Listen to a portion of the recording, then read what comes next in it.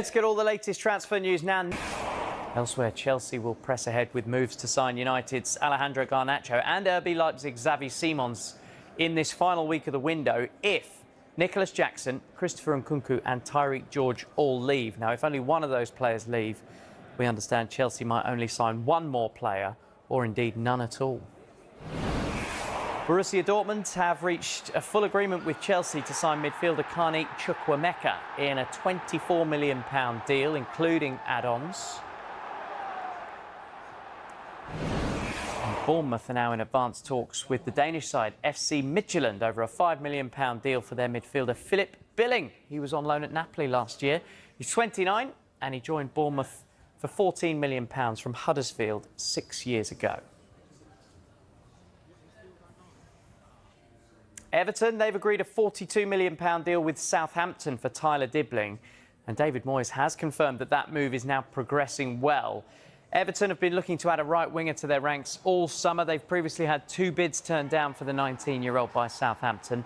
And Moyes was asked about the potential signing after today's win against Brighton. Napoli, the Italian champions, they're continuing to work on a deal to sign Rasmus Hojlund from Manchester United. Ruben Amorim once again left him out of United's squad to face Fulham today. Now, Napoli are exploring a potential loan with an obligation to buy, and they hope they can come to an agreement with United and with Hojlund as well. United value him at around £40 million.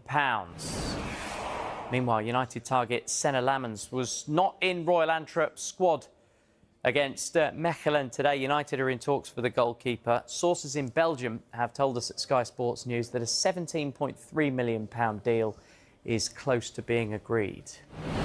Plenty of focus is on Chelsea's striking options after the arrivals of Liam Delap and João Pedro. They've dropped Nicholas Jackson down to third choice. Are you surprised by how quickly Jackson's gone from first choice to third choice in the Chelsea strike options?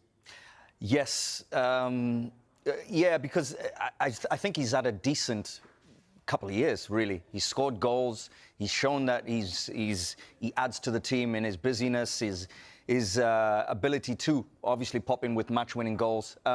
So, you know, I mean, when you look at, you know, games played 30, goals 10, decent return. And he's not played 14 the season before as well. Yeah, and I just think a couple of his sending-offs in the last few months, I think him also, there's been a few games where he could have been a match winner, didn't deliver. And I think Mr. Maresca's just kind of looked at it and thought, OK, we need more than that. We need, you know, the likes of João Pedro. We need efficiency. You know, you look at Pedro and Delap coming in.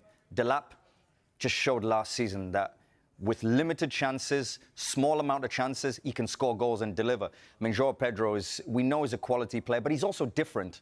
I think that's why I'm also surprised is Nicholas Jackson plays more on the last line of defence, more speedy, wants to run in behind more. João Pedro likes to drop deep, likes to go wide. Sometimes he's a creator rather than a goal scorer.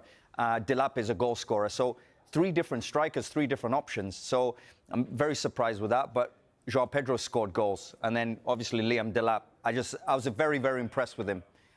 And just looking at his game, I love the spaces that he gets into. And I love how, when he gets the chance, he doesn't overthink it too much. He delivers. He's a really, really good finisher. And obviously, he can handle the moment because he showed last season in a poor Ipswich team, that he can deliver score goals. But 12 goals, 37 games, that's excellent. And can he now do it at Chelsea? I think he will. I think you allow him that time to kind of settle in. He knows Cole Palmer. They know each other from Man City. And I just think he'll get there and he'll be ready. And whoever he chooses, is he going to be João Pedro? It was last week. Or is it going to be Delap? Because it seems as if he'll be one of them who starts. But you'll be interested maybe at some point to put them together as well. Yeah, that could definitely happen because João Pedro at Brighton did play as almost a number 10 at times with Welbeck or Jorginho Ruta playing as a striker.